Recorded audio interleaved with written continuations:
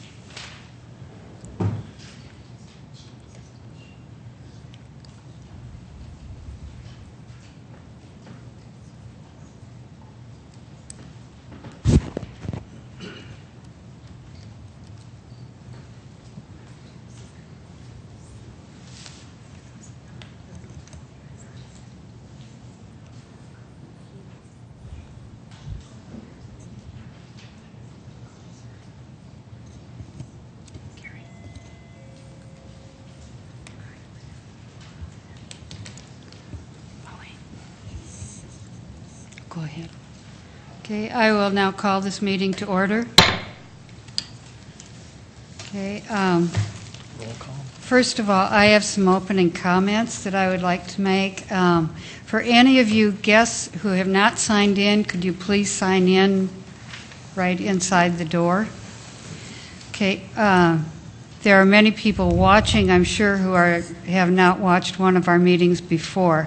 So I am Pauline Politis, the chair. The vice chair next to me is Bob Timian, then Dick Gregerson, Dee Knutson, and Dennis Annenson. Over here, David Feifley, city attorney, Carrie Hansel with the city attorney's office, and Tamara Jorgensen with the city clerk's office. For some background information, the Charter Revision Commission must meet at least once a year and issue an annual report to the City Council. The appointment of this commission was approved by the City Council on October 17, 2011. The appointment was effective November 11th and expires in 2014. The deadline is February 10th for entry of ballot issues on the citywide ballot, which will be held on April 10th. Scheduling is difficult for this commission because of individual schedules, the preferred limit of 1 hour per meeting, times available in these chambers, as well as taping schedules. On November 23rd, a notice of meeting went out to the City Council, the Mayor's office, city departments, and the media, announcing the meeting on November 30th and requesting proposals. The first meeting was November 30th with follow-up meetings December 16th, January 4th, and today, January 27th. We have received 7 proposals from the public, including 5 from Councillor Jameson, who submitted these proposals on his own. One proposal, instant runoff voting, was tabled because of the amount of research needed.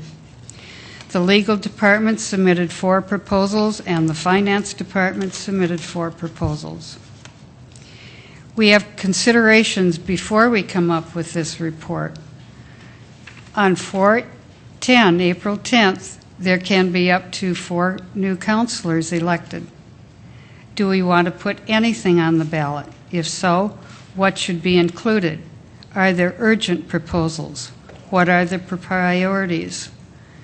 What should we delay action on in the hopes of further input? We've received many proposals in a short amount of time. After February 10th, we will have almost 2 years to work on proposals, hopefully meeting on a regular basis, and we'll have the time to review proposals and receive more input. Proposals not making it on the ballot at this time are not lost. They can easily be reconsidered by this commission or other commission in the future. On a personal note, I am on this commission because I care about Sioux Falls and city government, and I believe I speak for the rest of the members.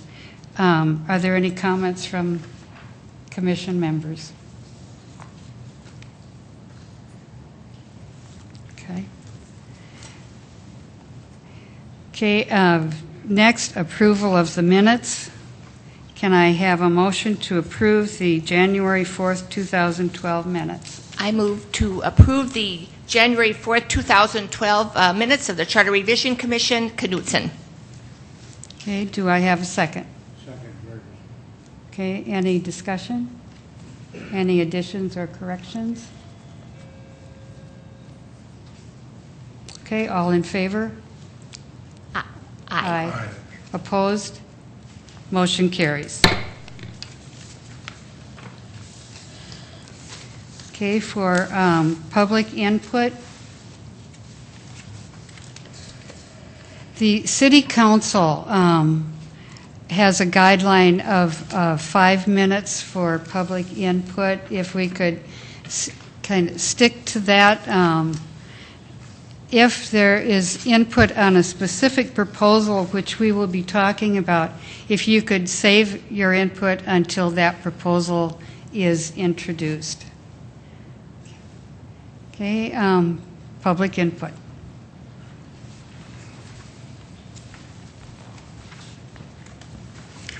Council Chairman Politis and Charter Revision Commissioners.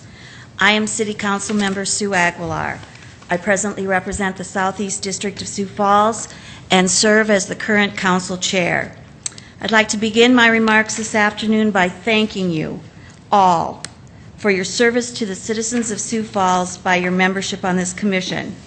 I have long felt that the Charter Revision Commission is one of the most important among the boards, committees, or commissions that citizens can be involved with in our city government. I look at the Charter of the City of Sioux Falls in the same manner as I look at the Constitution of the State of South Dakota. Due to that fact, and due to some of the substantive changes to the Charter that you are considering as a commission, I would ask that you take more time for research and, more importantly, input from the public and those affected by the proposed changes before the items are put on an election ballot. I believe that I can speak for the majority of the council members to offer our assistance if requested. Thank you. Thank you, Councilor Aguilar. Is there any other public input?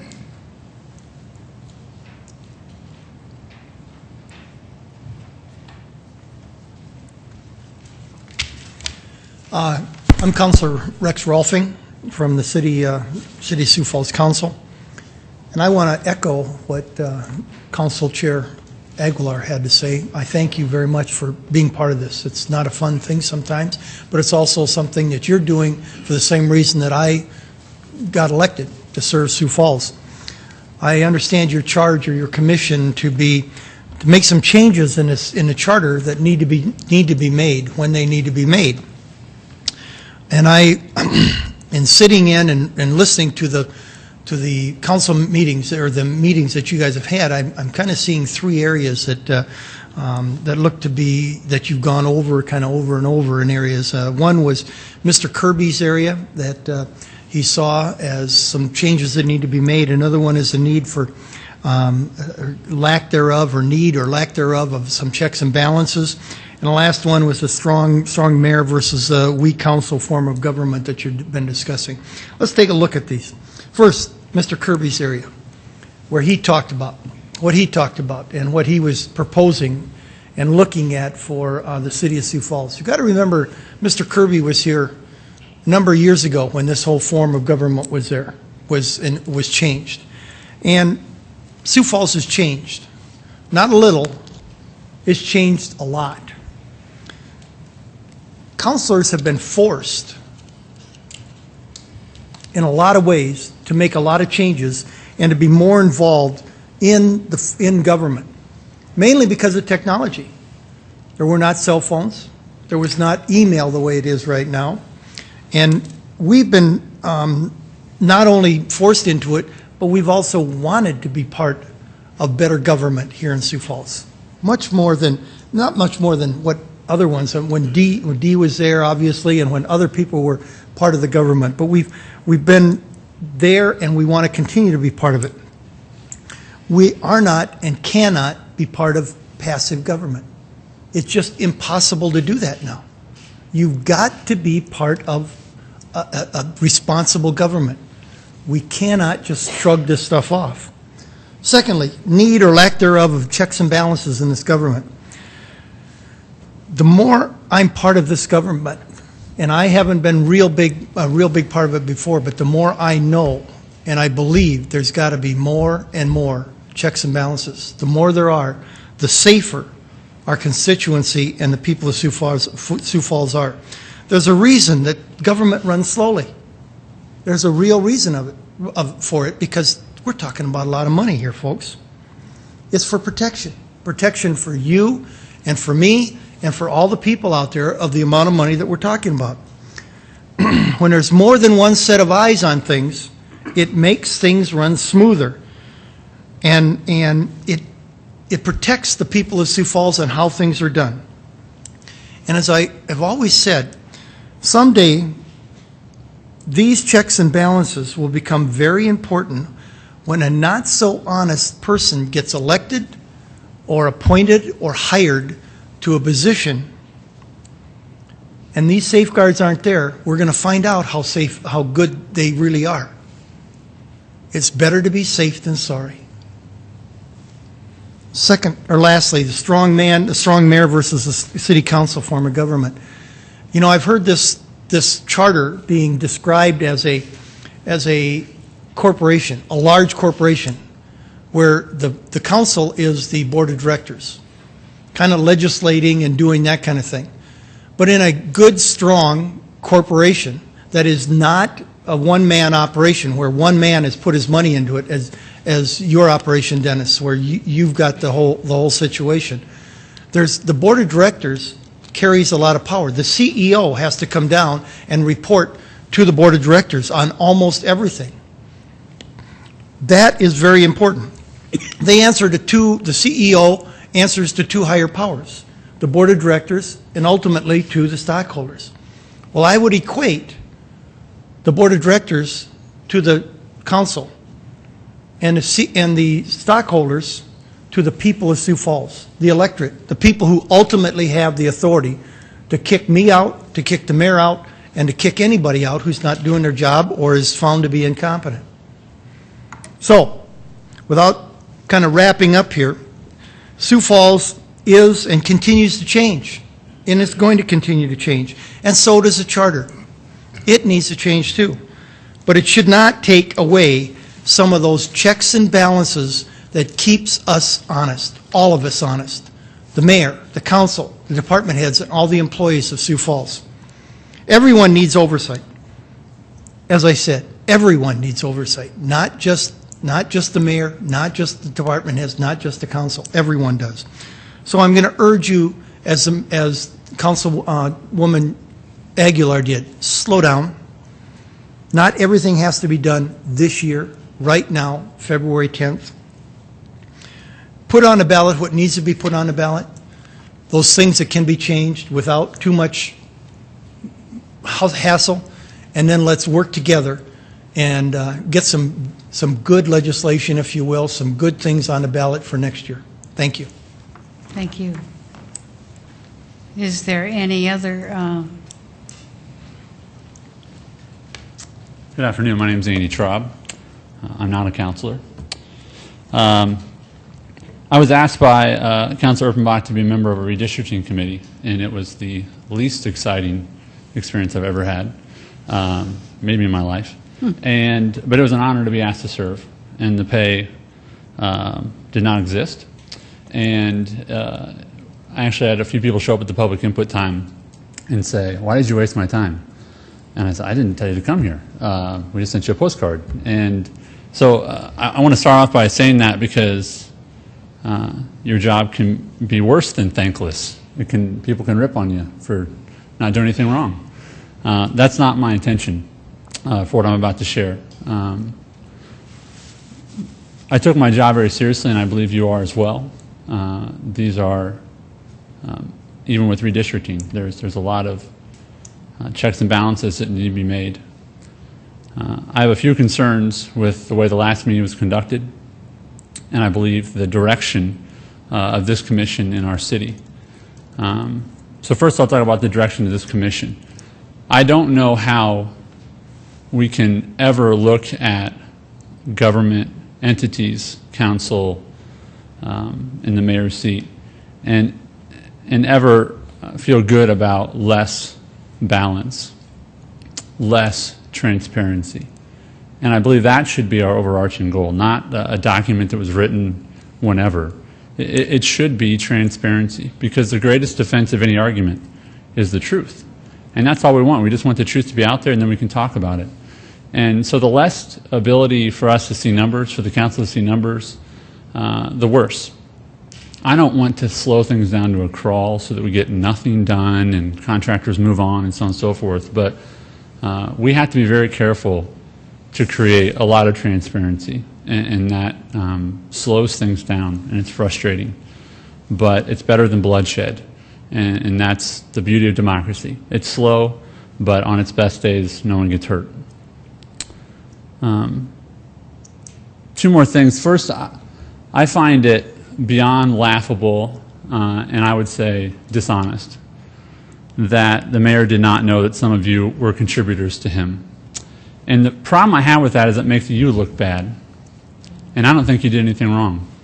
It is your right as a citizen to donate money to whoever you want, to whatever you want. And I would just like some honest feedback when someone is asked, did you know someone was a donor? To say yes or no. Because it makes you look like you're bought. And I don't think you are. I think you exercise your right as citizens to donate who you want to support. Whether they won or lost is not the point.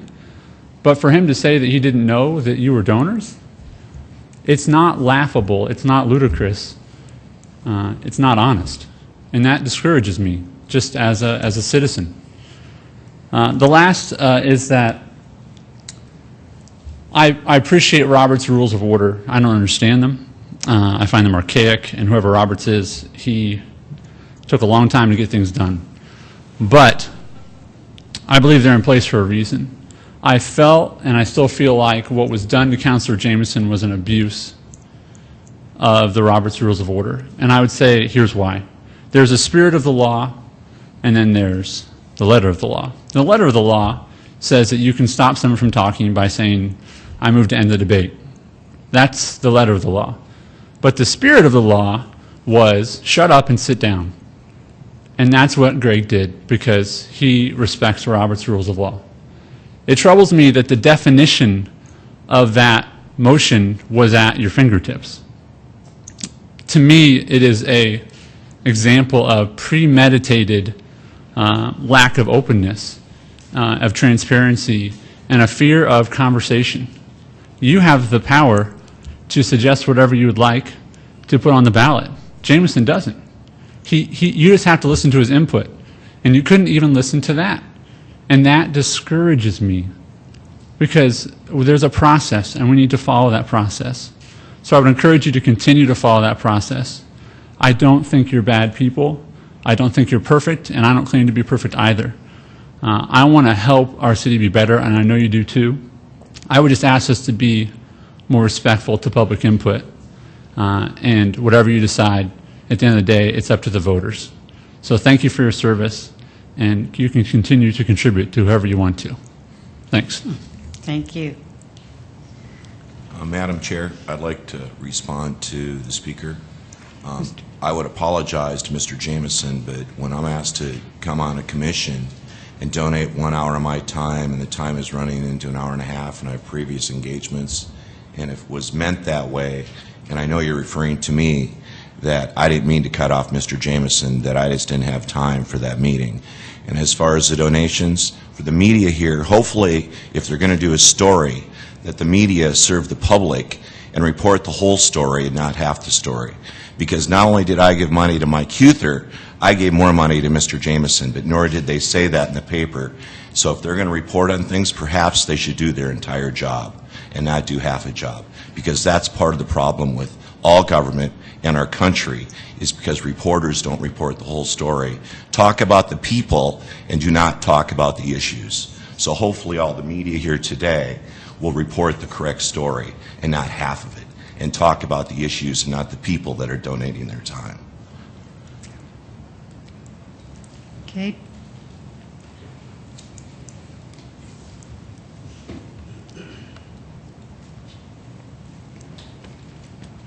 Good afternoon.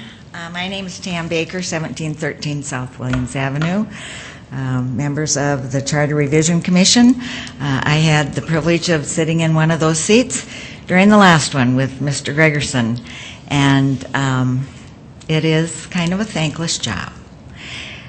I wasn't able to be here last week, but I was watching on Channel 61, and I was getting more and more uncomfortable because I feel when we have members of the City Council who are serving under this charter, our Constitution, they need to be heard.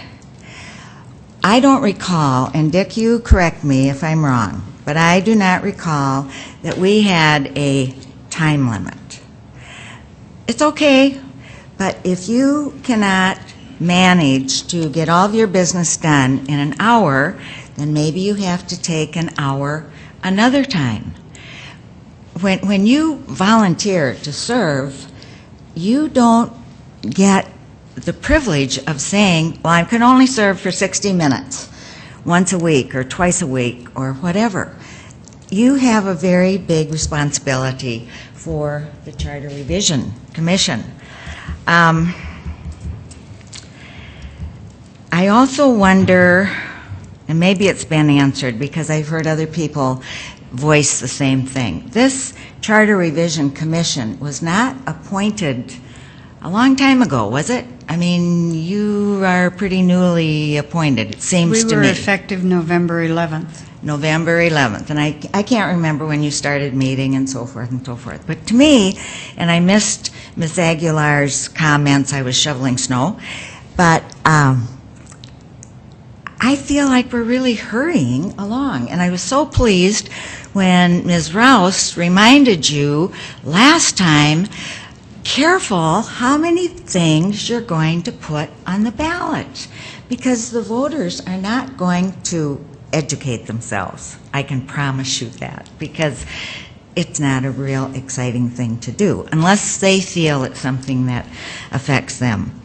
But I too thank you. I know you're on a time schedule, so I am going to sit down. So if someone else wants to speak, but I just wanted to let you know that last week I got a phone call just when Mr. Jameson was really getting and I didn't get to see all the blood, but please respect the people that come before you. And if you're going to put a time limit, and then if the time's gone, then so be it. But thank you for listening. Thank you for your service. Onward. Thank you. Any other comments?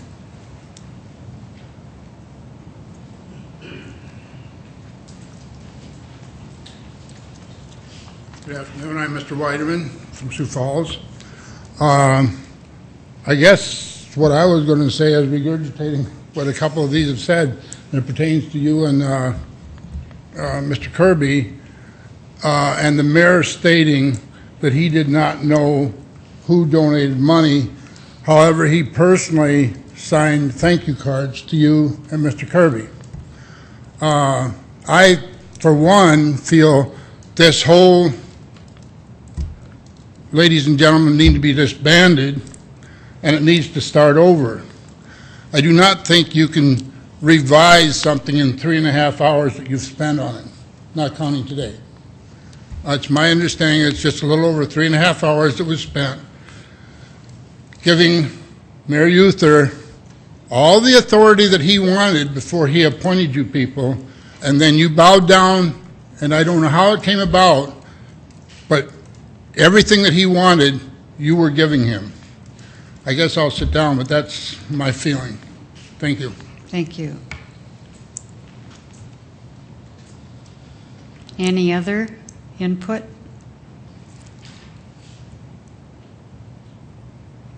Okay, one piece of housekeeping. I asked Dave to check on if I could make a motion. if it comes to that, just during these meetings to check Robert's rules. Thank you, Madam Chair. Yes, you can. That's the short answer. Roberts talks about the chair being impartial and not being able to vote or not make motions for larger assemblies, but certainly for a smaller committee like this, Roberts indicates that you're fully able to make motions and participate in the debate. So since there's only 5 of you, it only makes sense. Excuse me, could I say something? Yes?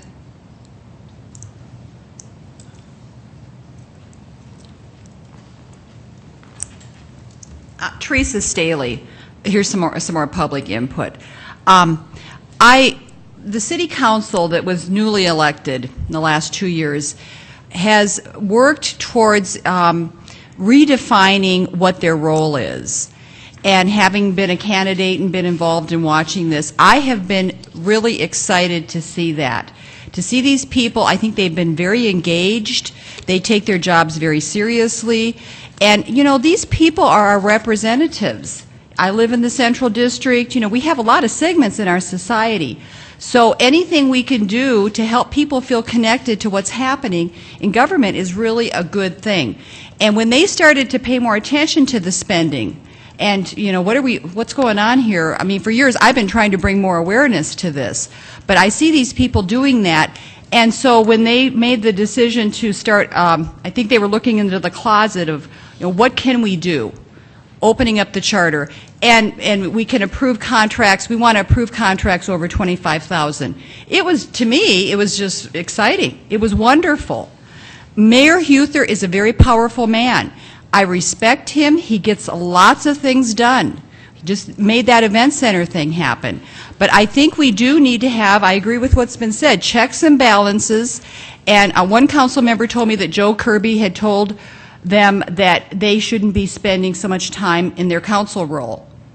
It was designed to be, what, a 20-hour job, a 10-hour job. And I say, hey, wait a minute. You know, we want quality. We want a council member who's going to be responsive to us. I don't want to call them and have them say, well, my time clock's off. I can't respond to you now. And if that means maybe paying them more, then do that. But I think we need to work in our city, our ever-growing city, a city of diversity.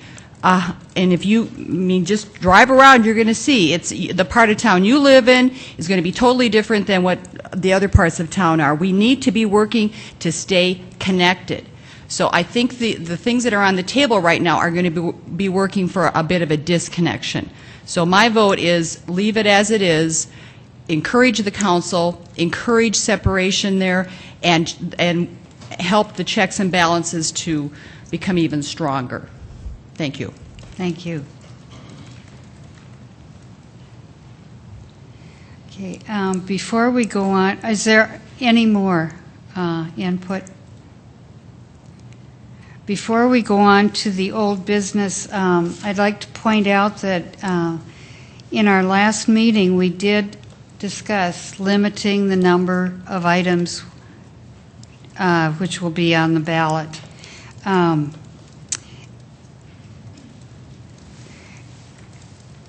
Many of these we have already approved, these proposals, but we will be reviewing each of them today. The deadline for getting these on the ballot is February 10th, and we would need to submit a report to the City Council on February 6th. Today we are going to decide which ones should be on that ballot and which ones we can wait on. Now on to the old business. This item was moved up to number 1 for Councilor Jameson's benefit. This was postponed until this meeting at the request of Commissioner Annenson. Councilor Jameson?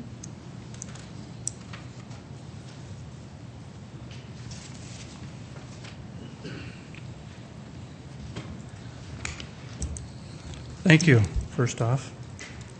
You know, we did go through these last time. And we can sure go through them again. I think you've had a chance to review them.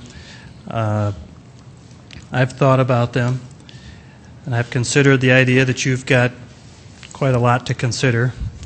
And if you'd like, I would consider removing all of my suggestions in the attempt to help you do your job with the intent to address only two issues that I feel the council are probably most interested in, and is that the amendment that Joe Kirby is proposing about the contracts and hiring employees.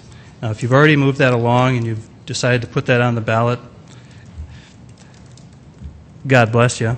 But if you want to review that, I think the council is here to engage you, to inform you, to at least share our side of the story, and we'd love a chance to do that. The other item that I have as my most important item is the city attorney's position. So in an attempt to help you do your job and not bog down the system, I would be willing to eliminate all but one of my proposals, if that helps you. If you'd like to review them, I'll go with it. I'll do them with you. Yes, could you please? Okay. Very good. Well, section 202.02 on the composition, eligibility, elections, and terms. In essence, I'm willing to remove it, but if you'd like to discuss it, my proposal was to remove the word, remove the mayor from the composition of the council for a lot of clarification reasons and a lot of other things that come along in the charter that make that crystal clear where the mayor is involved as a member of the council.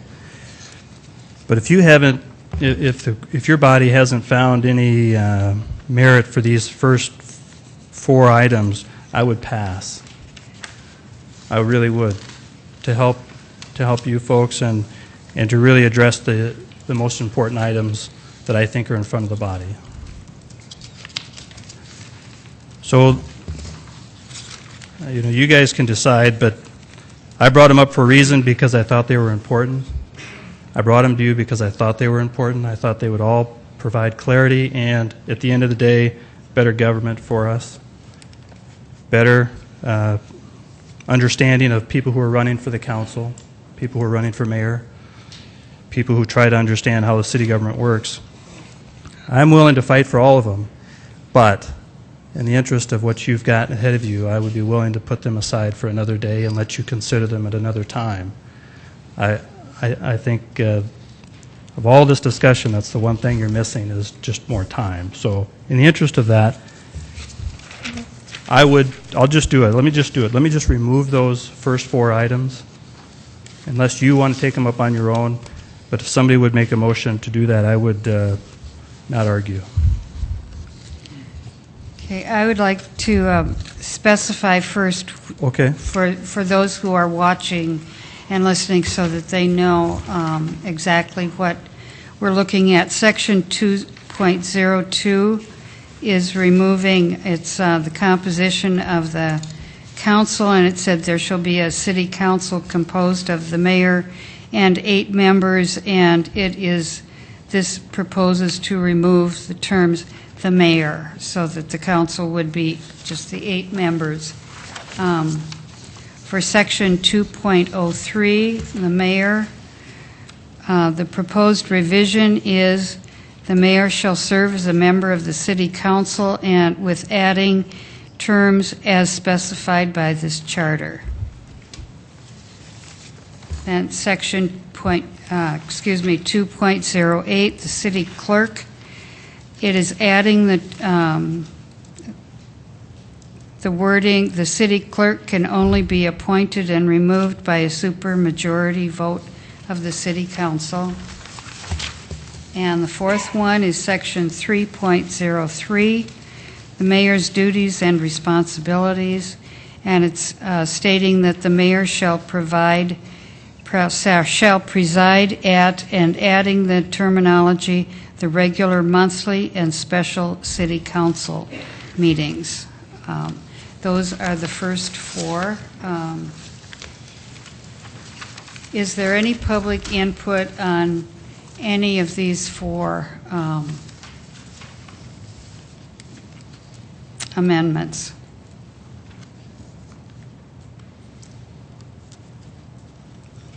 Ms. Knutson?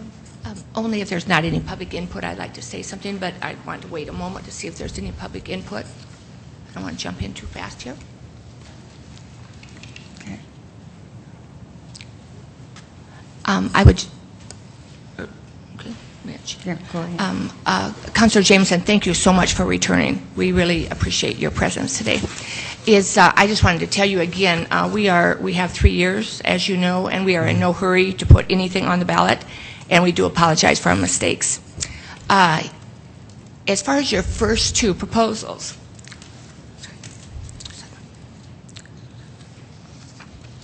sorry. I'm very happy to work with you on those. I mean, you know, if you want to wait till next year and to, I have absolutely no problems working with, I mean, I would like to work with you if you decide you would like to clarify more when the mayor acts as a city councilor. Clearly, I don't think that this charter language is perfect. You know, it can always be improved. And, you know, clearly the two places that a mayor acts as a city councilor, in my opinion, which is merely my opinion, is when he or she presides over a meeting and when they vote in case of a tie. And I realize the mayor, whoever it is, has a veto power, but I think of that more as an executive power. So as far as council, you know, a council role, I do believe it's, again, presiding over meetings and voting in a case of tie. And I think it would be really quite easy for us, with more time, not today, no rush by anyone up here, to improve the wording on that, to, you know, specify that, like, I don't know what the right wording is, I'm not a lawyer, but, you know, like a mayor acts as an additional counselor in the case of these two, you know, times, or acts as a special city councilor, and I don't think it has to be special city councilor, but additional city councilor. But I'm just saying, I just want you to know whatever you want to do on this, but I'm very happy, and I'm sure others are up here too. I've not visited with them about it, but I'm happy to work with you on that in the next 2 years if you would like to. Perfect, yes. So thank you again for being here. Perfect, thank you, yes, I would. Thank you. Mr. Gregerson? Yeah, I don't want Commissioner Jameson to be forced to.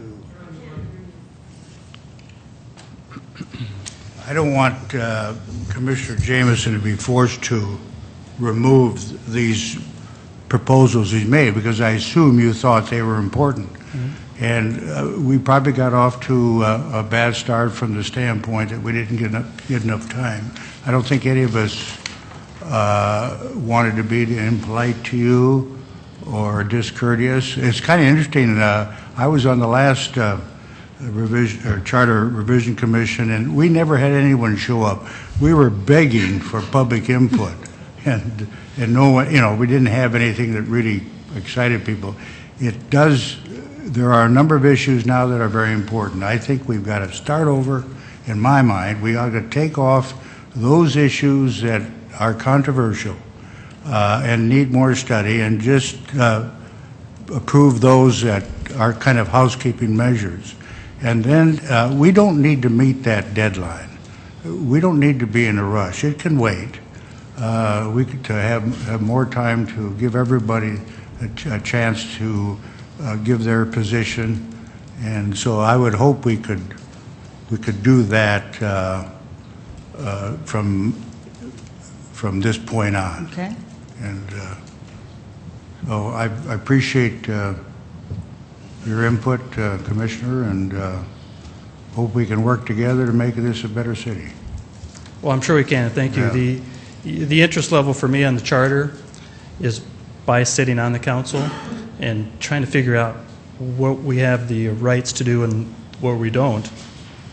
So I've kind of become, you know, maybe a little nerd about it and understanding all of its complexities.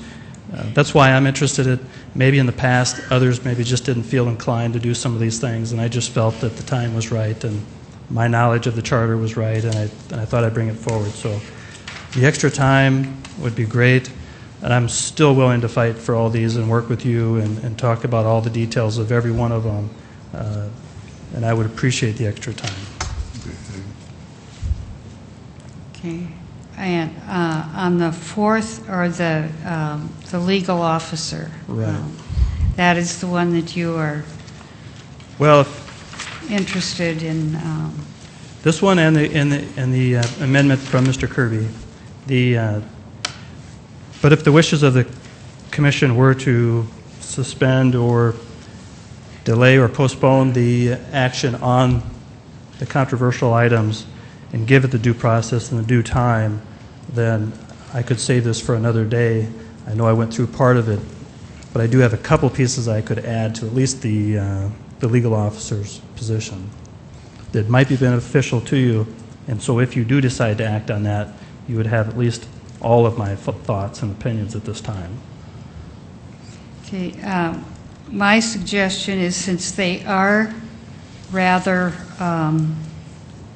entwined, that A and B, that we do no motions at this point on A and look at B at the same time, the section 3.01 on executive power.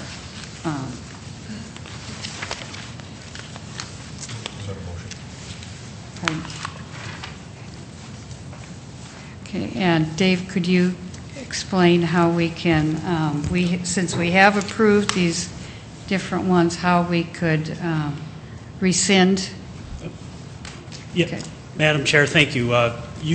You've previously adopted items under B, C, and D. However, you can either move to rescind in their entirety your approval of those items, or you can also move to amend something previously adopted. So you could amend and say, like, some of the items have a few sections of the charter involved. You could take out certain portions of those amendments.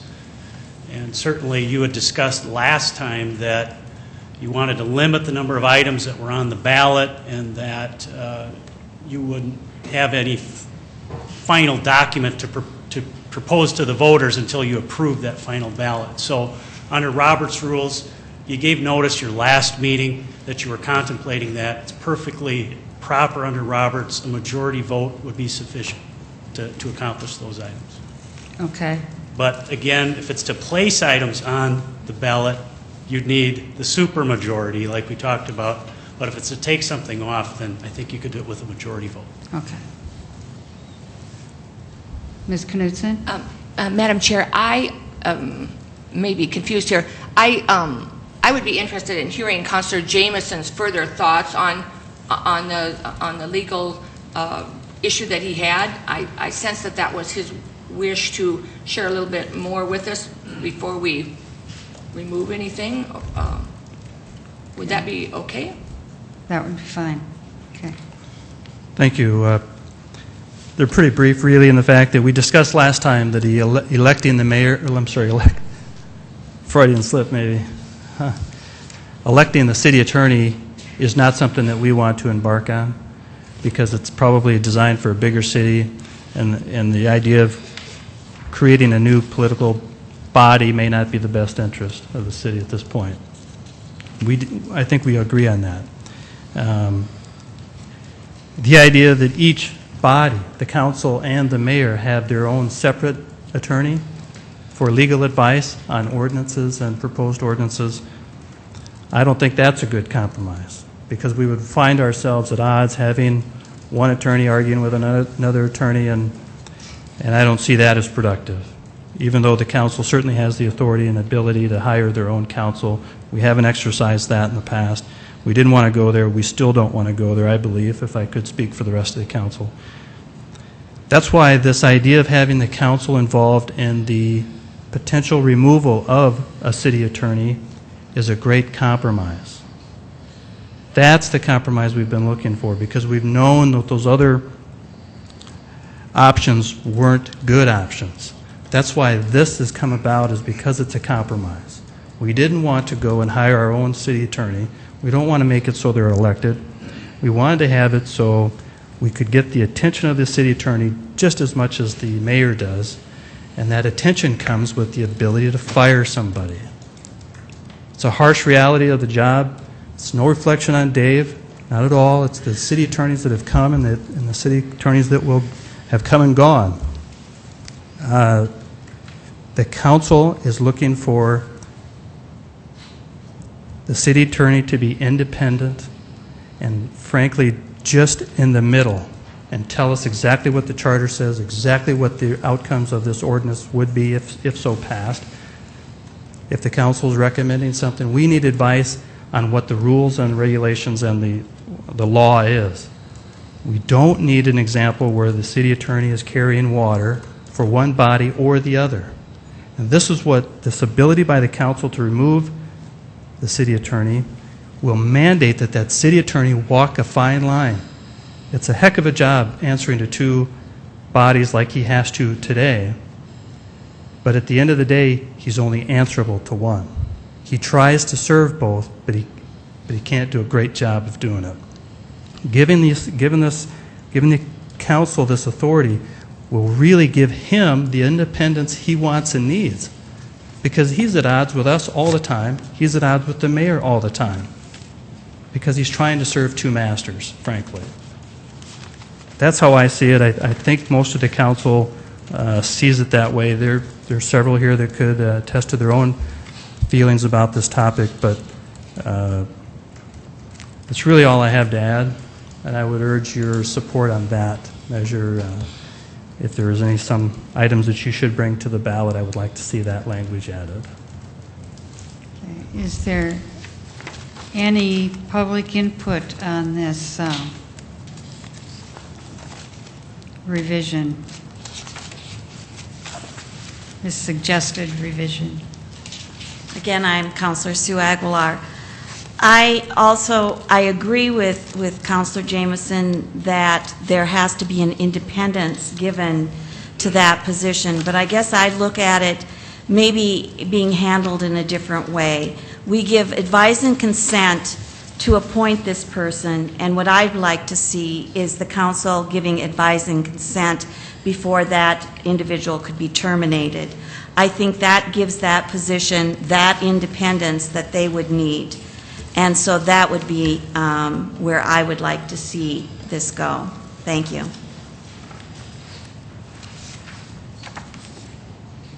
Any other input on this amendment? Any comments from the commission? Oh, okay. I'm Mr. Weideman again, and I'm fully for both of those because I've been against the city attorney being appointed by the mayor, being in complete control of the city attorney ever since I came to Sioux Falls. And I think that would be a very good point, what the two just prior to my coming up here stated. Thank you. Thank you. Any other comments?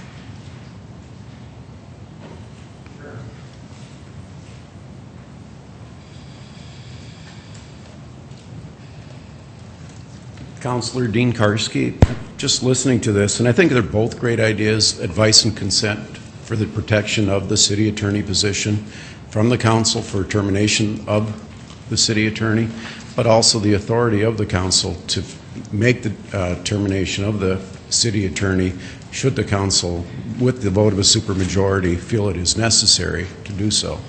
So not one or the other, but maybe a combination of the two.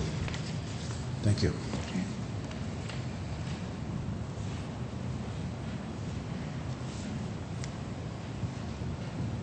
And I have, are there any comments from the commission? Ms. Knudsen?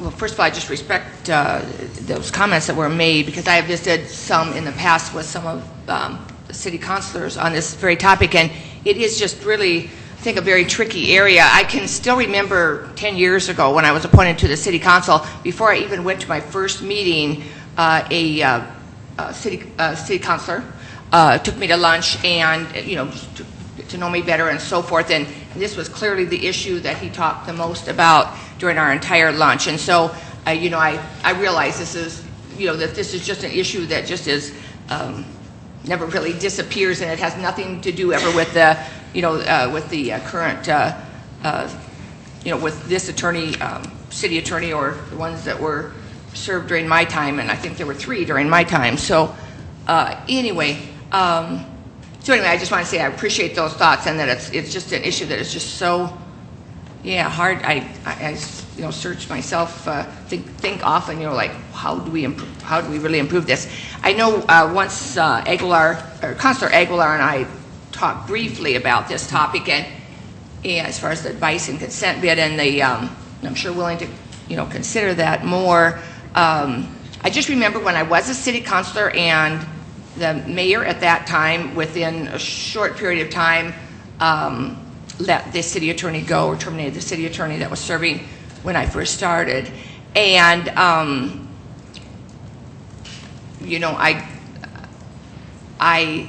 the part that's harder for me to know is that as a part-time city councilor, again, I want to have faith in my, in the city attorney at all times, 24/7. But as a part-time city councilor, I know that I had few conversations, few daily dealings with the city attorney. So it's what I'm trying to say in kind of a wordy way, I think, is that I think a mayor who works, at least 5 days a week, all day long, has to feel, working with the city attorney, has to really have a lot of confidence in the city attorney. In other words, deals with the city attorney a lot more than I did.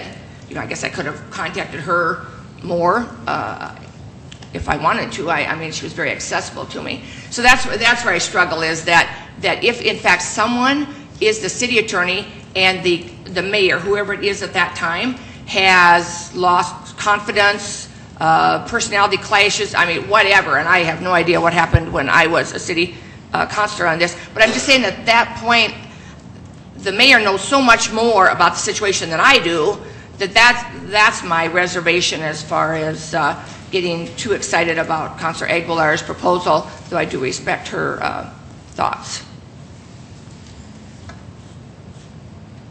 Any other comments from the commission? From the public?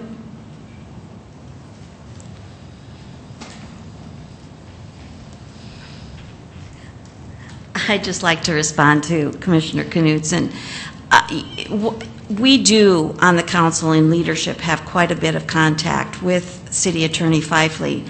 Actually, we do meet with him prior to our briefings before city council meetings. So we spend a half an hour with him going over city business and things that we need to be apprised of.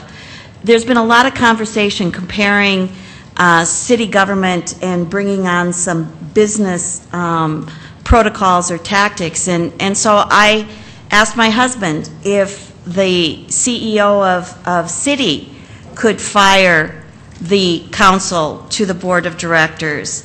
And no, they can't. And it's a risk management type of situation. I would make that comparison with this. I think that the city attorney in many cases is put in a very difficult position because he or she is being pulled in 2 different directions. And so I probably talked to City Attorney Fifley numerous times during the week, probably more than he probably likes, but this is what, with the kind of issues that are coming before the council, and as chair of the council to make sure that the council is informed, we use the city attorney's office and primarily the city attorney for a number of things, and do have much take up much of his time. And so again, I have full confidence in City Attorney Fifley, and I believe that anyone in that position deserves the independence to be able to work for the city. When we first had the opportunity to speak with City Attorney Fifley before we gave advice and consent to his position, he made it clear that in his interview he had told the mayor that he didn't work for just the city council, or he didn't work for the mayor. He worked for the City of Sioux Falls, and he has held true to that position. So that's all I wanted to say. Thank you. Thank you. Any other comments on this amendment? Okay, could I have a motion from the commission?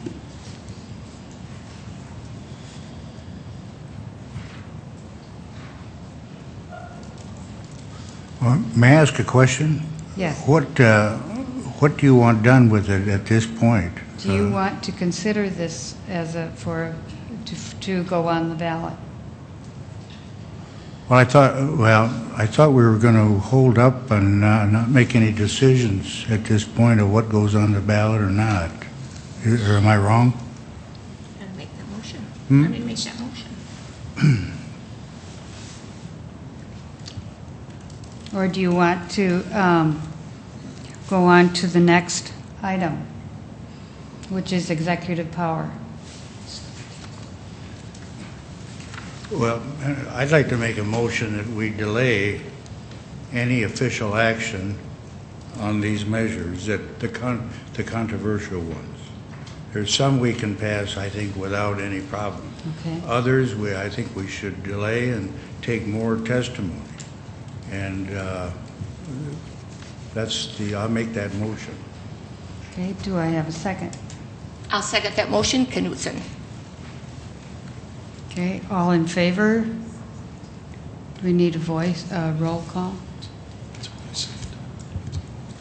Point of clarity, Madam Chair, I think maybe if Commissioner Gregerson would identify it, at least by letter, which ones he's talking about, or else maybe I'd ask for a clarification that perhaps we could delay consideration of Section 403 and sort of table it for a temporarily until you also consider items B, C, and D. That way you're kind of keeping it all together as he is requesting. So moved, then. Okay. Which one? Madam Chair, could you clarify which one we're talking about? Well, I assume that the 4 from Jameson that would be included in that. And then the one from Kirby would be included in that. That's correct. And let's see, what else we got? Madam Chair, could I ask the city attorney a question? Wouldn't the executive power be a rescind? Wouldn't you rescind the motion? Yes. You'd have to rescind 3.0 because the other ones are on the. It'd have to be 2 different motions, I believe. Or am I wrong? Because you'd have to rescind 3.01. That's correct. Correct, yes. So the motion would have to be, I believe, to rescind Section 3.01 and voted on it. And these here were really never voted on, so that's really not an item on the table. Can I have a motion to rescind? I'll move to rescind the motion on Section 3. Excuse me, though, we need to eliminate the other motion before we can do anything. Yes. Because there's a motion on the floor. So, to clarify the motion that Dick's talking about,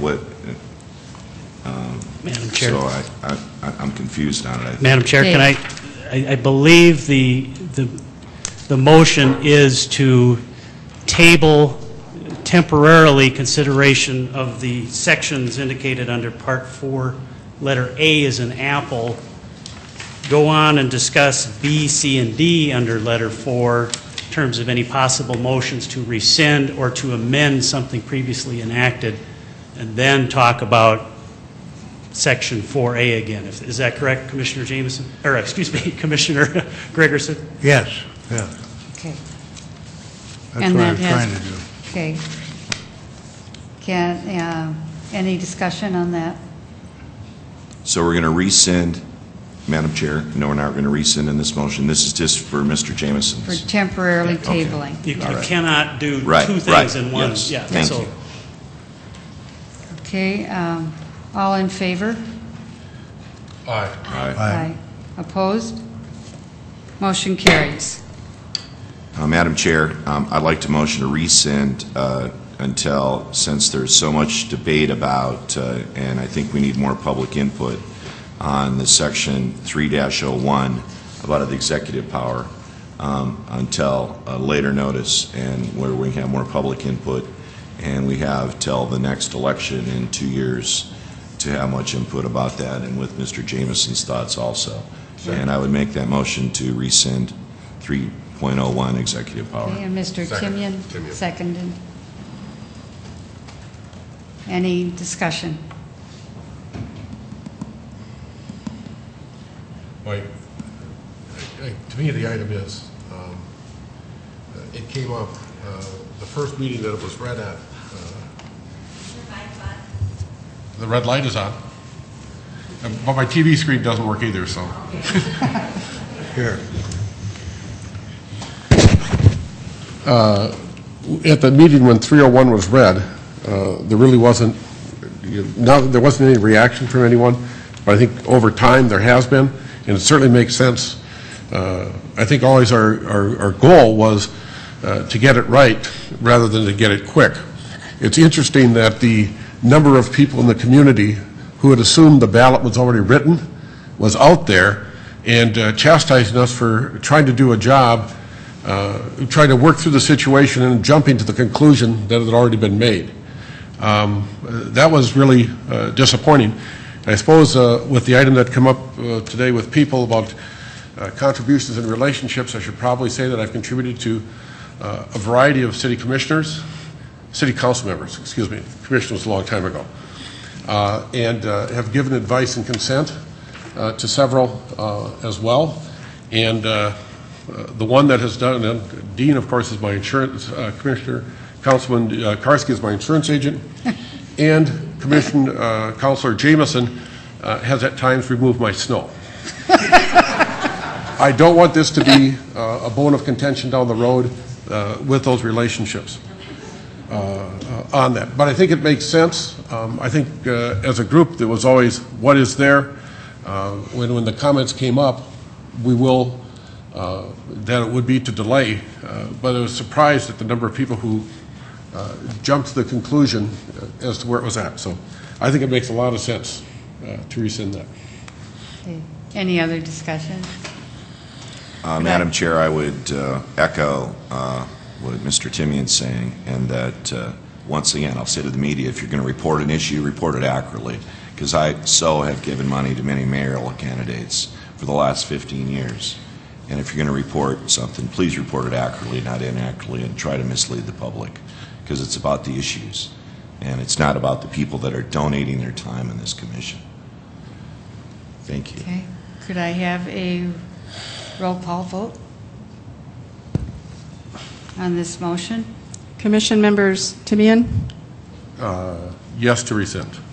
Annenson, Yes. Gregerson, Aye. Knutson, Aye. Politis. Yes. Motion carries. Okay, next we go to section C, which is proposals from the legal department.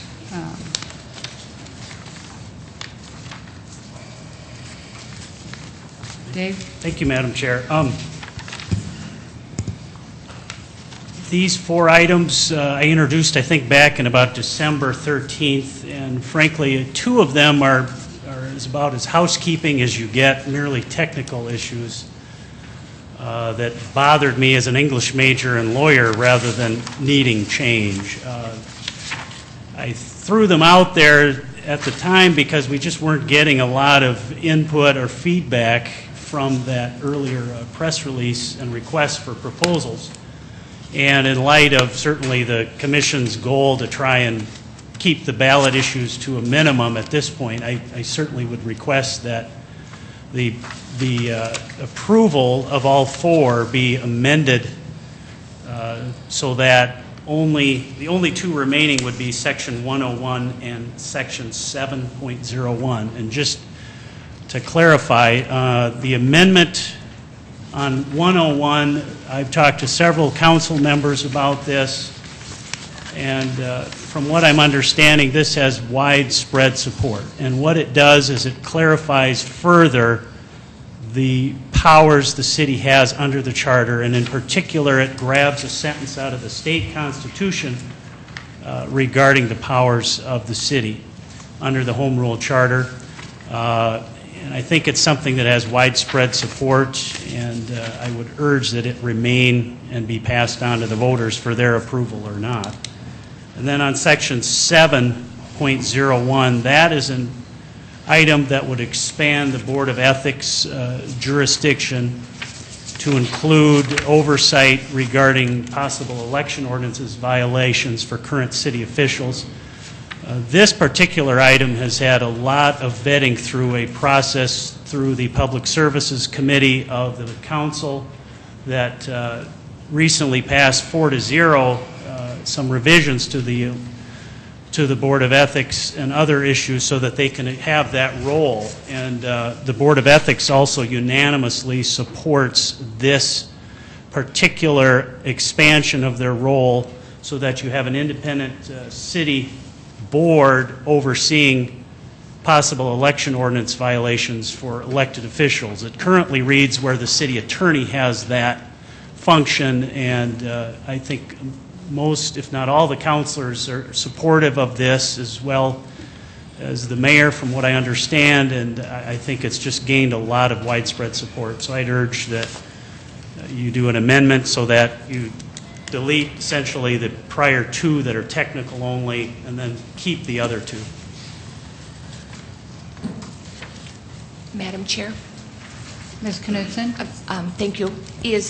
City Attorney, would you please, for the benefit of the people who are here and for those who are watching on Channel 16, and particularly for those people who have not been here before, would you please just read your one-paragraph summary for each of those sections? I know you tried to kind of summarize them, but I think that your paragraph for each one would be rather informative for everyone here. I'd be happy to, if I may, Madam Chair.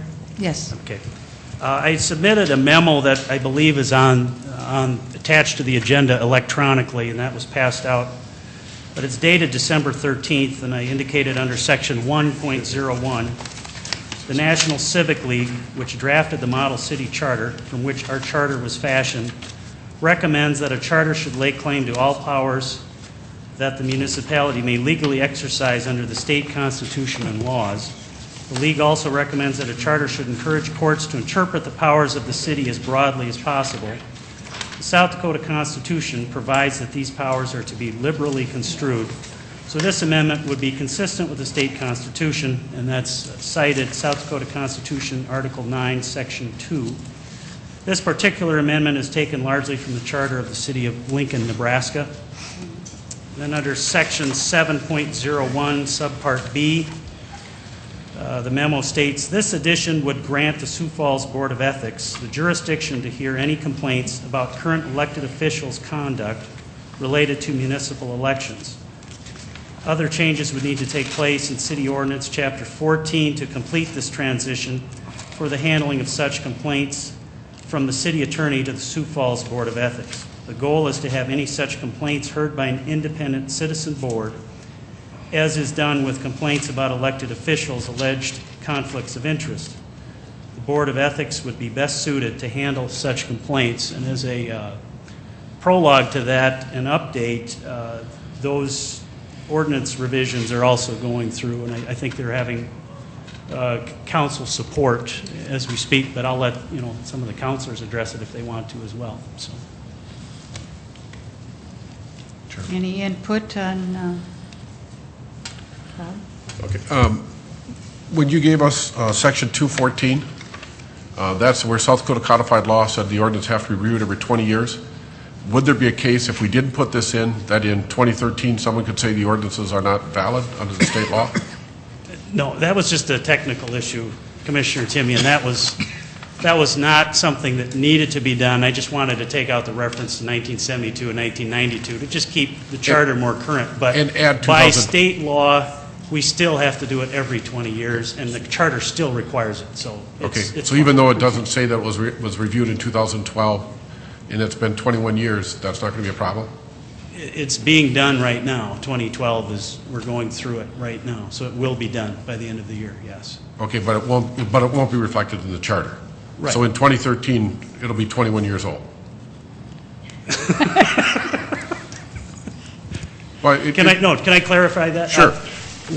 The wording of that section just says, as was done, it shall be done every 20 years, as was done, and it's more just the examples set forth. And they're not saying that it wasn't done in 2012. So, Okay. yeah, we'll have quite a paper trail to prove that, actually about a 400-page paper trail that, as Clerk Roust is nodding her head, we have about 400 pages showing that, yes, that recodification process is taking place. So.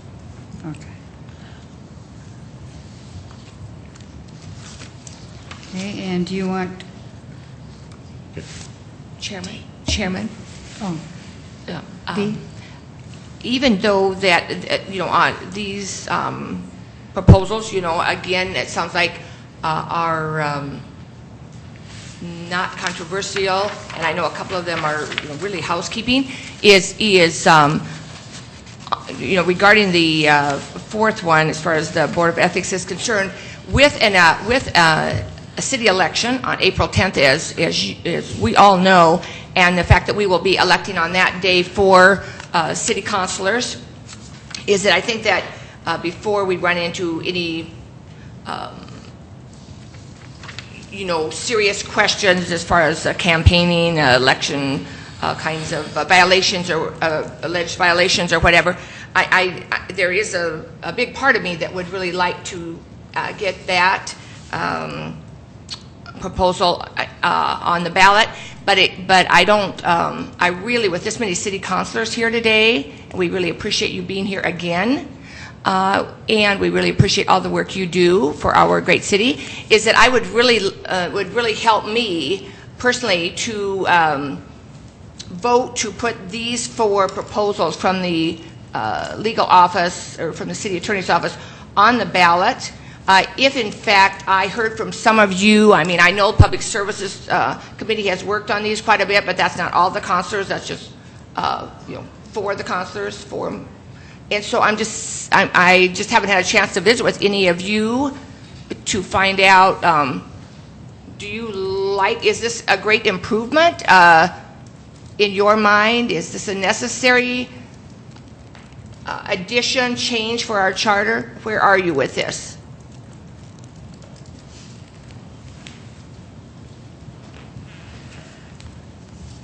Well, I would offer just a couple of highlights then, if you're asking, Commissioner. Under Section 7.10B, the term current, and that word there, causes me to think, is there something about a candidate who is not a current elected official, but he is a candidate, and or is a candidate for another office while serving? I'm just not sure what the reason for current is, but that's just one thing that came to my mind.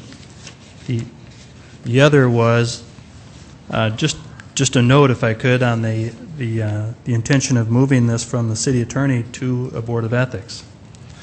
That there underlines one of the problems and one of the issues that the city attorney deals with. He is put in that awkward spot of trying to enforce or investigate an ethics complaint on one of his bosses. And one of them has a little more power than the other today. And this allows him that, in essence, getting out of that hot seat. I think if the council had another alternative to say, look, the city attorney's right in the center, he's got no bigger boss on either side, he could do this job. You wouldn't need to transfer it to the ethics board. But this is the city attorney's effort to get out of that hot seat. I just wanted to highlight that as I see it. Those are the only two issues that I really have with it. Okay, thank you. Councilor Politis, or Chairman Politis, I was wondering, City Attorney, would you have any thoughts for us and for Councilor Jamison is regarding, why you suggested the language current and so forth? That was just born out of, I'm sorry, if I may, Madam Chair, thank you. That was just born out of the fact that, as Commissioner Gregerson knows, the rules of professional responsibility indicate that lawyers' client constituents, as they call it under Rule 1.13, are certainly the city councilors, the sitting ones, and the mayor, and a person that's running for office would not be a client constituent or a client, so to speak. And the goal was to try and divorce the city attorney's office from being involved with an election ordinance issue or prosecution for a client constituent, but obviously someone running for office would not. Councilor Brown first suggested this issue back at the Public Services Committee, and it's still something certainly that I failed to mention to this group right away, and I should have, I apologize, but it may be something where we need to look at obviously you need to have a meeting very soon with a proposed ballot for whatever you decide to actually propose for the voters. But perhaps at that meeting we could discuss more, and this one too, on whether we want to make it anyone regarding an elections ordinance issue, or if it's just the current elected officials. I mean, I was not trying to, I guess, shirk responsibility for prosecuting people. That our office's responsibility to prosecute people who are violating ordinances who aren't clients. I mean, that's not an issue, I feel, but certainly it's one, if that's something where you want to go, I certainly have no heartburn over it at all. I thought it was a very good suggestion, and I still continue to think that, but it's not necessary. The burning issue for our office was their client constituents. We want to take ourselves out of that realm, put it with the Board of Ethics. And for the public's information, when the other proposal for the Board of Ethics ordinance changes is the city attorney wouldn't be the legal advisor to the Board of Ethics for any one of the 9 elected officials. So that's also part and parcel of that. So, but thank you for bringing it up, Councilor.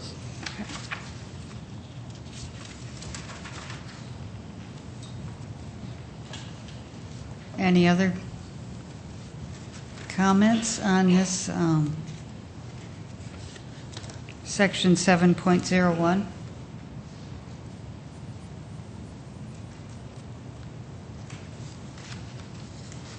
Well, Mr. Timian? Madam Chair, when I look at that 701B, there was more discussion today. But I think where we need to go to is at some point deciding what is going to go on the ballot. And then hopefully, I don't know if we'll get to new business in this meeting, but perhaps at our next meeting we can get to new business and see if we could get that addressed. Okay.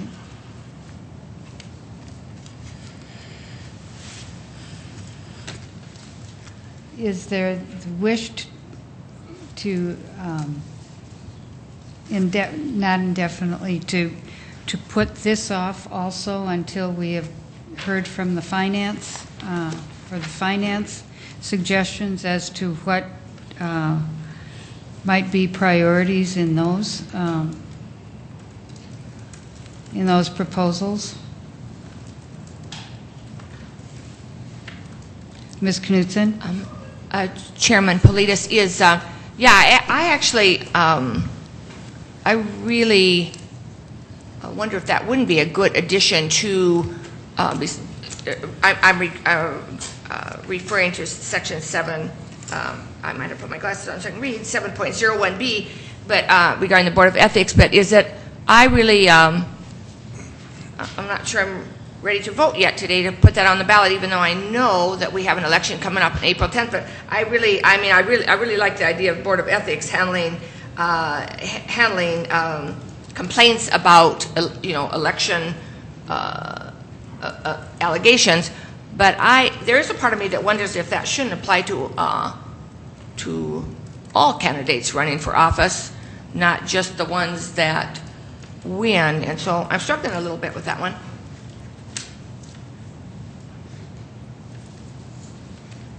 Okay, any other discussion on this, on the legal proposed amendments?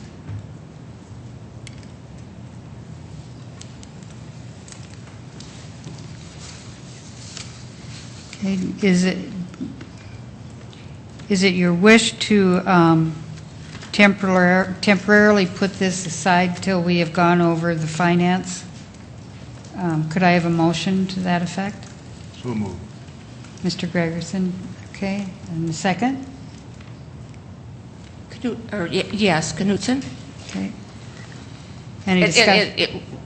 And your motion was to just set aside 7.01B for right now? Is that what your motion is, Mr. Gregerson? Yeah. Okay, that's what I wanted to second, and I guess, another way of doing it is to, I suppose, for us to just approve the other three, but whatever. Okay, all in favor? Aye. Aye. Opposed? Now, for the other three, we would need to also delay. I would like to make a motion on the other three amendments proposed by the legal department. Again, those are section 1.01, section 2.11, and section 2.14. I would like to move that we place those three proposals on our April 10th ballot this year. Knutson. Okay. Second, Annenson. Madam Chair, a matter of order. You've already approved them, so we don't So need they to are- approve them again. Okay.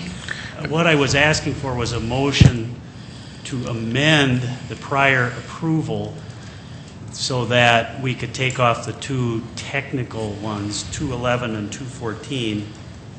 But I think maybe to keep this moving properly, Tracy Turback, the finance officer, has been sitting patiently for quite a while. I would suggest maybe just like I think what Mr. Gregerson was trying to do is just make a motion to table temporarily consideration of 4C so that 4D can be presented by Tracy Turback and that can be vetted fully.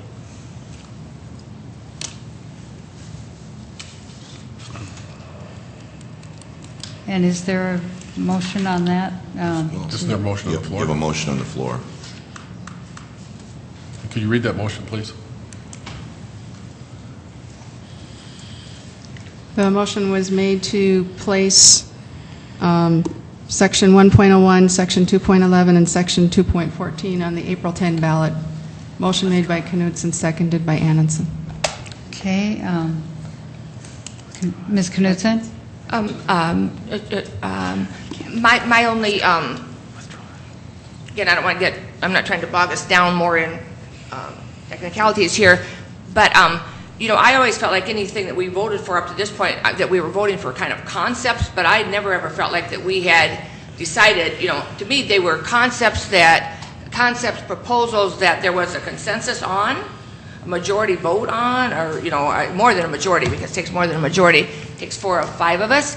And so I always felt like that those were ideas, proposals, concepts that we agreed upon, but I never ever myself, and maybe was just mistaken on this, which make mistakes pretty often, unfortunately, but I never ever thought that we had made a definite, that those were decisions to actually go on the ballot. So that was the only reason that I made the motion I did. Okay. Any other discussion? Okay. All in favor? City attorney would like to say something. Dave? I apologize if there's any confusion, Commissioner Knutson, and I agree with you in terms of, it was just the prior votes and prior meetings were to keep these items moving with the understanding that whatever's going to be final on that ballot was still up to consideration. You are absolutely correct. I just think to make it smoother transition here, and I hate to get bogged down in Robert's rules. You need to understand you're an independent citizen board, and I hate to get involved so much in the Robert's rules when it's so much of a housekeeping function in terms of keeping this meeting going. I'm just trying to suggest maybe let's just put this one off so we can let Tracy Turback, the finance director, address this body, and then maybe we can go back and see as a whole, globally, how many proposals are you still interested for a possible for the ballot, and then go through it that way. That's just what I'm trying to suggest, just to keep things moving properly. Okay. Any other discussion? Okay, all in favor of the motion? Aye. Aye. Opposed? Motion carries. And now for the, On that motion, didn't that need to be a voice vote? I mean, didn't that have to be by because that had needed to require it. I mean, I look at these items, and if that motion was to place it on the ballot, that needs a supermajority, and I think it can't be. This was to, I think it. this If that was motion a was to hold off. Was it to hold off? No. No, I Isn't thought it? you read the motion was to place on the ballot. Oh, okay, I'm sorry. And I think the vote was out of order. You're correct on that. Could I suggest that Commissioner Knudsen just withdraw the motion in the second for now? I would like to withdraw that motion, Knudsen. Okay, Second. and now can we have one to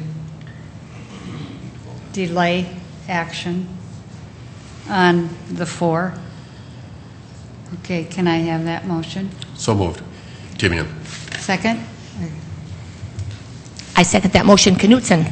Okay, discussion? All in favor? Aye. Aye. Aye. Opposed? Motion carries. Okay. Tracy?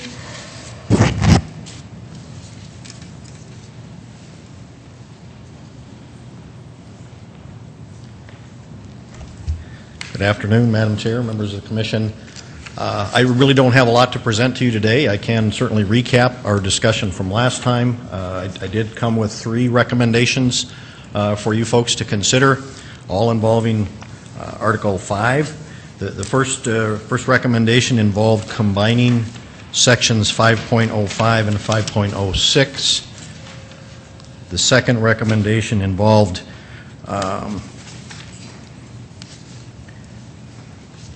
the Section 5.09, and the third recommendation involved 5.11. My recommendation with regard to 5.05 and 06, as I said, was to combine those two, which I believe, as I recall, and I can certainly be corrected if I'm wrong, but I believe that was one that was accepted by the Commission to move forward into the process. The recommendation that I had made last time relative to 5.09, that is a one-sentence section of the charter, was to simply delete that from the charter. I also believe that you accepted that one as moving forward.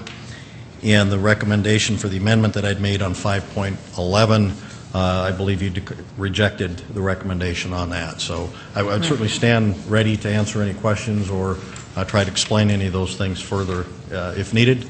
But as far as I'm concerned, you certainly gave a full and fair hearing on my suggestions last time, and I know there were other commenters as well. So, Chairman Politis. Ms. Knudsen?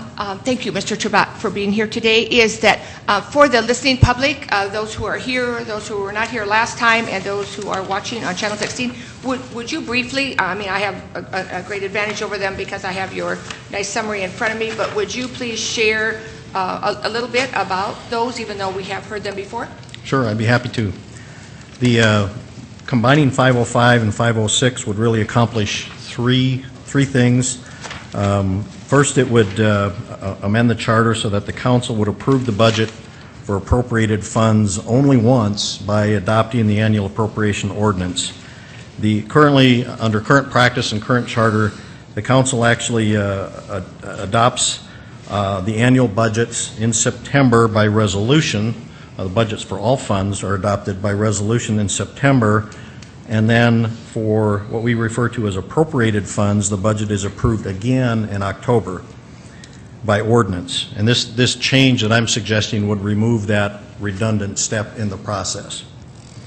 A second change that would be affected by combining 505 and 506, as I've recommended, would change the deadline for approval of that annual appropriation to September, consistent with when the budgets are adopted now by resolution.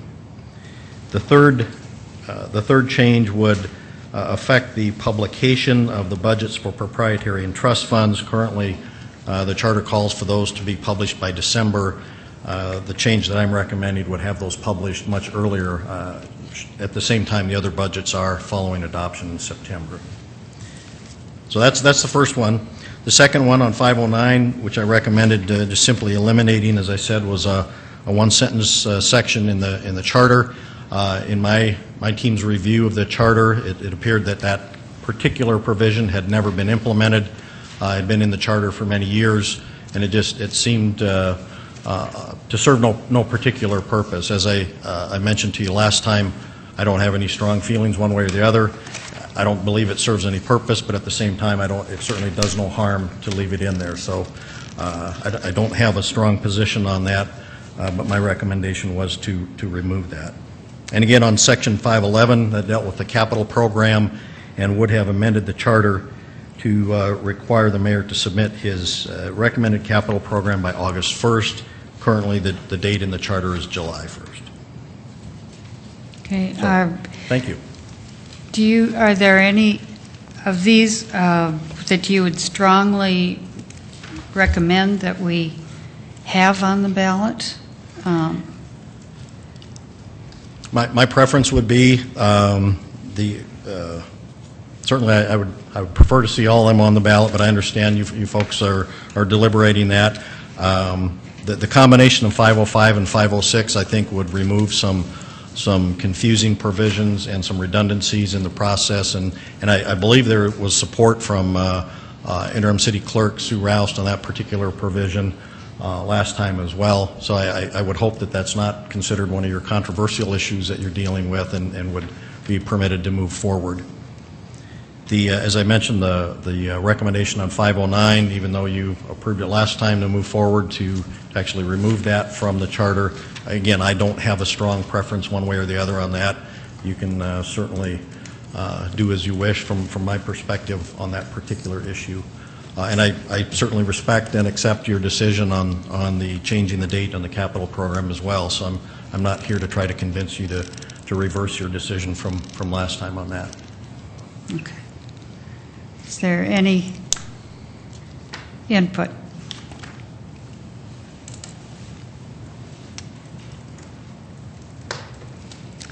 Good afternoon. Sue Roust, Interim City Clerk, though I would have to say that my comments I feel are more coming from my background at the County Auditor's Office and my familiarity with financial reporting, because that's what I'm talking about. First of all, let me say I heartily agree with the recommendation to join together 505 and 506. I think that will streamline processes for the City Council. It will get the budget passed a little faster. I think that is an excellent suggestion that I certainly hope will find its way onto the ballot. The one that concerns me, again, I spoke briefly about last time, and that is Section 5.09, Administration of the Budget. I apologize that I was not ready to effectively respond to Mr. Turbach's comments last time. This is true. It's a one-sentence passage within the Charter, but I don't believe it is there for no reason. I believe, in fact, it's very significant. There are two standards for financial reporting that South Dakota cities follow. The first one is specified in state law. It is the Municipal Accounting Manual mandated by the South Dakota Department of Legislative Audit. Most cities use that. But there is also a higher standard. It is the Government Accounting, Auditing, and Financial Reporting Standards that are published by the Government Finance Officers Association and the Governmental Accounting Standards Board. These are commonly called the GASB standards. These are national standards that provide for more transparency in reporting the city's finances to the citizens whose money we are spending. GASB requires that information be given in narrative form as well as in numbers. It gives an indication of how well the city is maintaining its infrastructure, and includes reporting on long-term liabilities for post-employment benefits such as pensions and health insurance for past employees. Reporting to GASB standards is necessary if an entity is to bond for projects like our upcoming event center, because the ratings agencies, S&P and Moody's, expect to see that level of financial reporting before giving us a bond rating. Mr. Turbach said it does not appear that the current council has ever followed up on this charter. He is true, but the reason for that is that we have a long-standing ordinance that was in fact adopted in 1957 by a prior city commission that does put into effect the direction of this charter. That is Ordinance Section 2-51, Accounting Publications Adopted. In short, it says that the most current edition of the Municipal Accounting Manual, the one that's put out by the South Dakota Department of Legislative Audit, and the Government Accounting, Auditing, and Financial Reporting standards that are put out at a national level are both hereby adopted by the city to govern its financial ordinances, or its financial procedures. So you can see that while the charter came in 1994 and said the council was to provide procedures for administering the budget, there was no separate action taken because those ordinances were in place. But that charter gives us the authority to continue having those ordinances.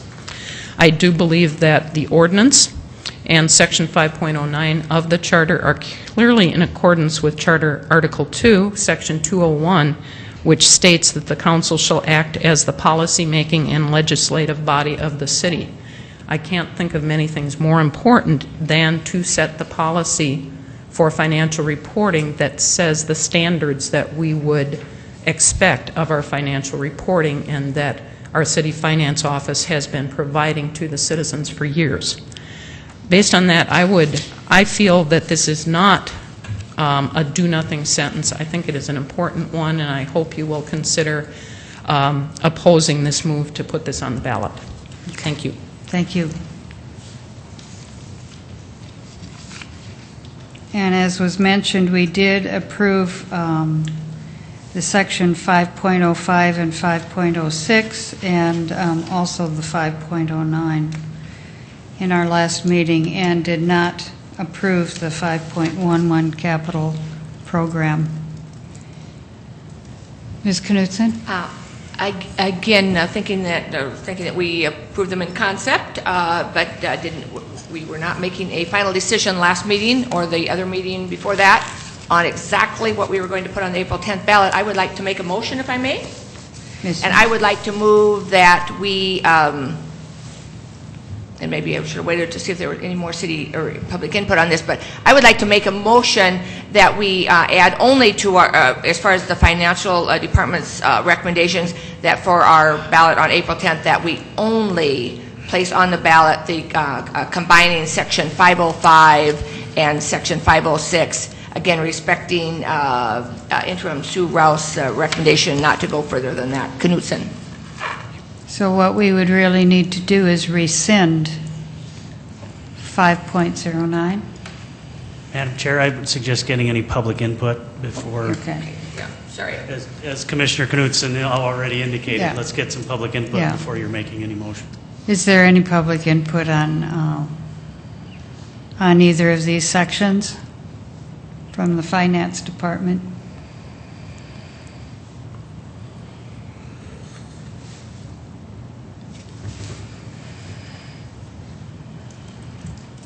Yeah, sorry about that.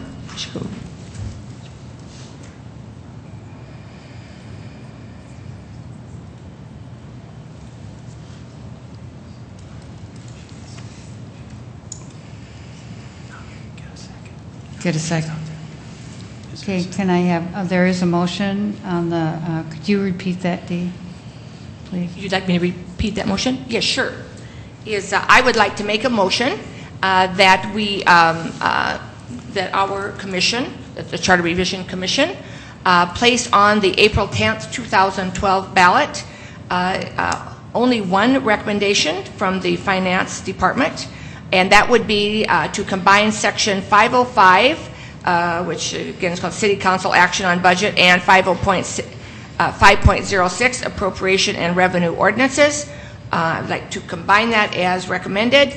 Sounds like it will make it easier for the City Council and more efficient for them to get the budget approved. And that's my motion. Knutson. Can I have a second? Second. Any discussion?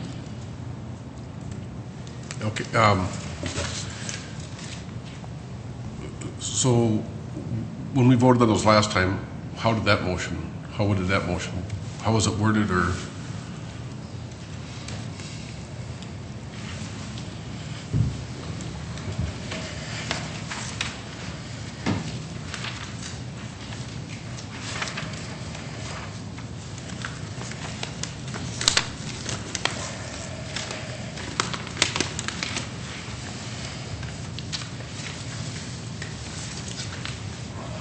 Chair? Yes. According to the minutes,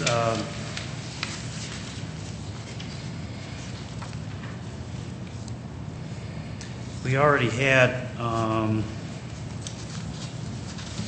technically a motion to put 505 and 506 on the ballot last time.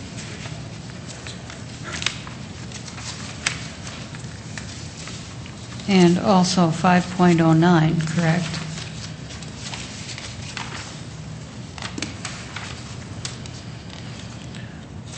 .509 was only to approve it, it wasn't to place it on the ballot, so.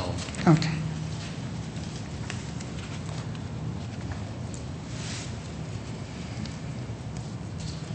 Okay, so If you this... could maybe refashion the motion to have, direct the city attorney to draft some proposed ballot language to, with the city attorney explanation for the viewers. The city attorney has an explanation when something is placed on the ballot, and you folks are going to have to meet one more time to consider a proposed ballot with the city attorney explanation on it. Maybe to make things cleaner, why don't you amend your motion so that it's directing the city attorney to make an explanation and give a proposed ballot to combine 505 and 506 for our next meeting. Chairman Politis? Ms. Knudsen? I would like to amend my motion to request that the city attorney prepare some specific ballot language for our commission to consider to approve Section 5.05 City Council Action on Budget and Section 5.06 Appropriation of Revenue Ordinances for us to study at our next meeting. Knudsen? Do I have a second? Second, Timian. Okay, discussion?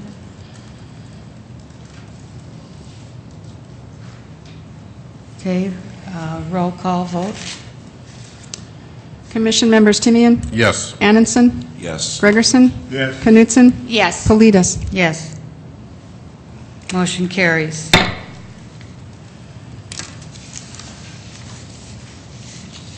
Okay, we do have, do you want to continue to next week to look at the other, to set in stone what will be on the ballot? Ms. Knudsen? Chairman Politis, as soon as the city attorney has language for us to look at, I would like us to get together again as soon as possible, and if some members have to be gone for other responsibilities, I hope that they can join us by telephone. Madam Chair? Yes. What I can draft a city attorney explanation on this one pretty rapidly. They're generally a couple sentences, so it won't take much. What I would suggest, since you do have that, if this is gaining what I'm seeing is widespread support for this particular item, why don't we schedule a meeting to take place next week, and I could then have a proposed ballot with the city attorney explanation on it for these for 505 and 506 being combined as indicated. So. Okay, do we want to consider any of the other? Are we in new business now on our agenda? We're still in old. Old, okay. Do we want to look at anything from any proposals from the legal department or Councilor Jameson?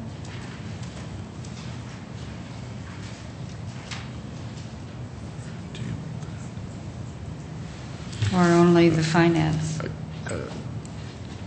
I guess I was hoping that that once we got to new business, we could go there and say, what are we looking at for items to place on the agenda, on the ballot? Okay. Ms. Knudsen? Chairman, thank you.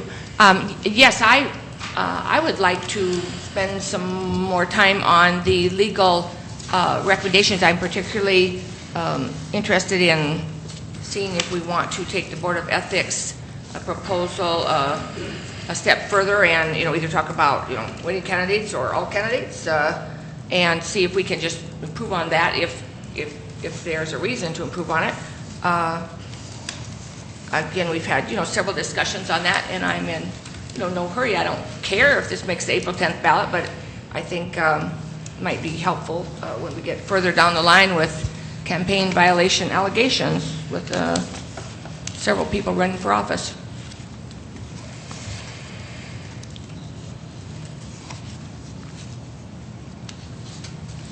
Okay, can I have, Madam Chair, if I may? yes. Point of clarification, just on Commissioner Knudsen's right, as far as all the 4 of the legal department proposals, those were approved for moving forward, but they weren't regarding placing them on the ballot. I would make a suggestion.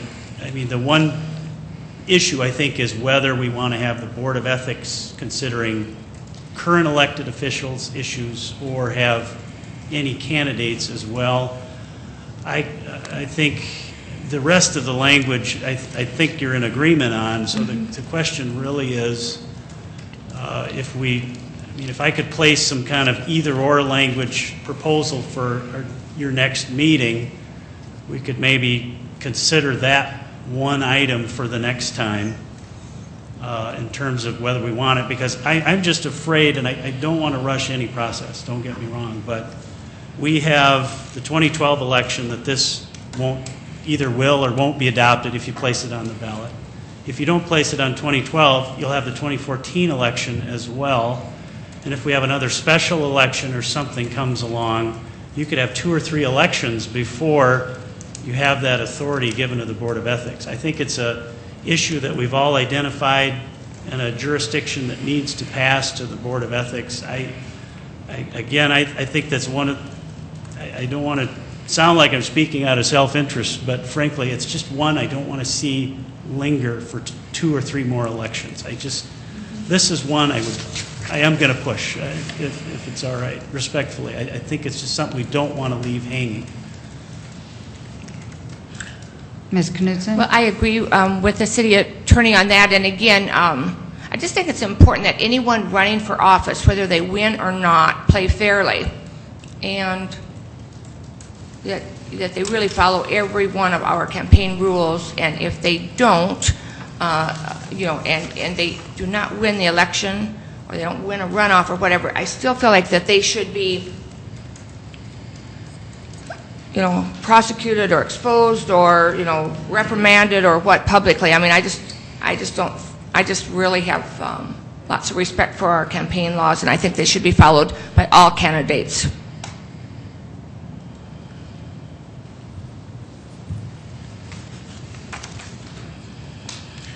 Can I, Mr. Timian? I know that I would, with where we're at on this one, that I would make a motion that requested the city attorney to draft 2 language scenarios for 701B. That we could then, that'd be my motion. Okay.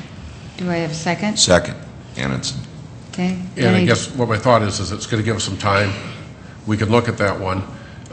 And I know there's the item about making sure that we go slow and get it right. But at the same time, when you keep delaying, it is a difficult thing as well. And I think if there's an identified need, that maybe at our next meeting we can get that resolved. Okay. Any other discussion? Can I have a voice vote on that? A roll vote? Commission members Timian? Yes. Annenson? Yes. Gregerson? Yes. Knudsen? Yes. Politis? Yes. Okay, any others in the legal department that you would like ballot wording done? 101, the National Civic League, the powers of the city. There was no input on that one. No, it seemed to be pretty I would, No problem. Timian, I'd like to make a motion to request the city attorney to draft language that would reflect a ballot issue for section 1.01. Okay. Second, Annetson. Okay. Any discussion? Okay, roll call vote. Commission members Timian? Yes. Annison? Yes. Gregerson? Yes. Knutson? Yes. Politis? Yes. Motion carries.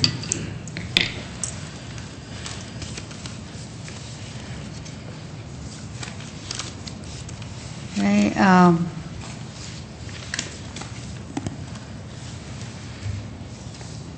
and for the legal officer, Article 4, 4.03, from Mr. Jameson, from Council Jameson. You want to consider that? Which one was that again? That was the legal officer. The legal officer can be removed by a supermajority vote of the city council.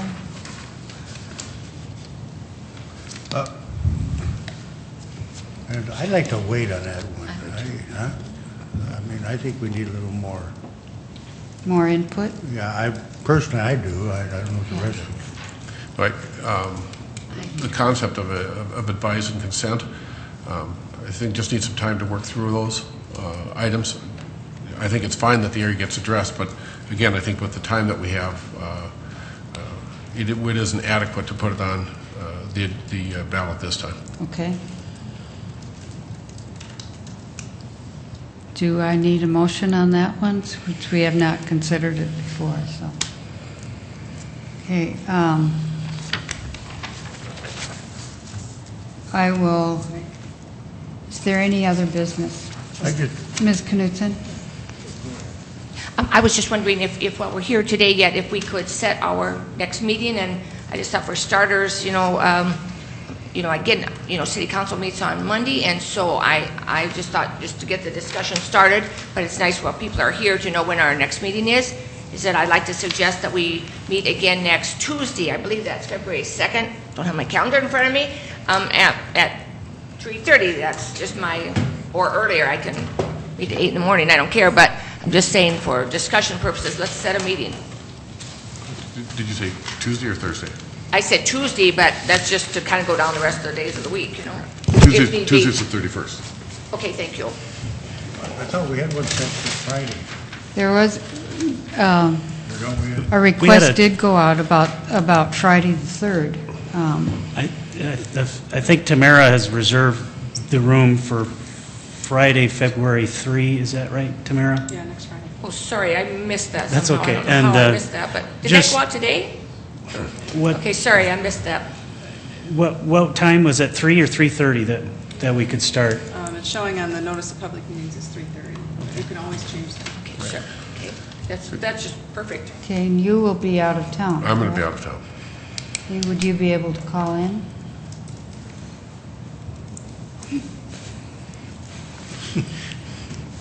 Do you want to call it?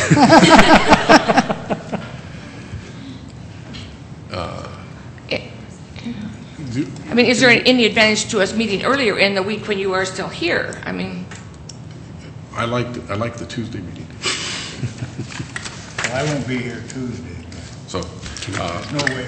could you I call could in? call in. You could. You could. I mean, you could call in. You agree not to go 2 hours.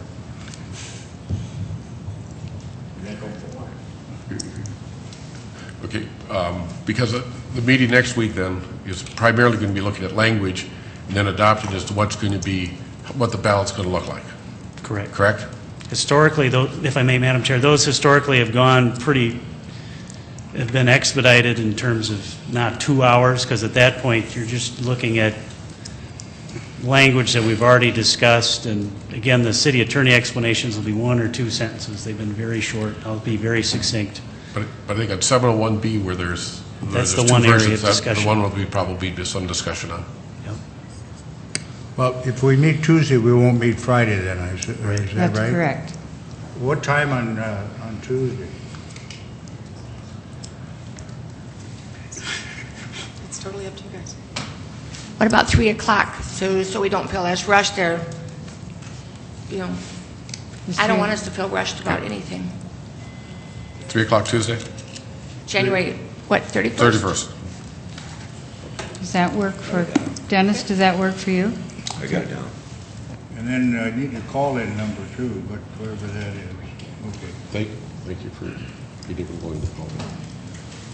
Madam Chair, I will draft as quickly as possible, but I can guarantee you I probably won't have anything to you till Monday, obviously, and what'll happen is, since you're getting something in advance, we'd also post it on the website as soon as possible on Monday, and I mean, that's the best we can do under the timing, so I will do my best, but in terms of the language of the actual proposal, it'll be what you've already seen. The only addition will be the city attorney explanation is primarily, and then the one drafting of alternatives, so. Does that allow enough time for the public notice to? Yes. Oh, okay. It's 24 hours in advance. Okay. You are fine. I'd just like to bring up one point Yeah. fast here. I think, based upon the comments I got before on our role here, I think there's some misunderstanding. If I look at it, and correct me if I'm wrong, but I may vote to put something on the ballot, but I may not agree with it. I mean, our job is to put those issues in the ballot that the people should decide. So I may vote against something that I vote to put on the ballot, but I might not like it. But I think there are certain important issues that we have to submit to the voters and the people. And so I think with that clarification, am I incorrect? I agree. All right. So people can understand what our role is. Thank you. Can I have a motion to adjourn? I move to adjourn. Knutson. Second? Can I have a second? Second. Okay, all in favor? Aye. Motion carries.